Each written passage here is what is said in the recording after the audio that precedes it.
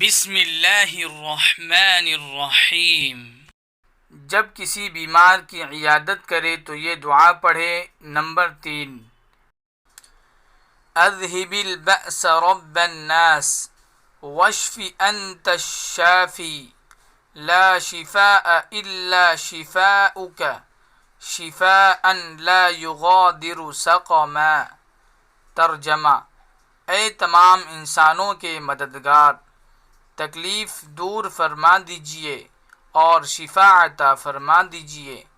آپ شفا دینے والے ہیں، آپ کے سوا کوئی شفا نہیں دے سکتا۔ ایسی شفا دیجئے جو بیماری کا کوئی حصہ نہ چھوڑے۔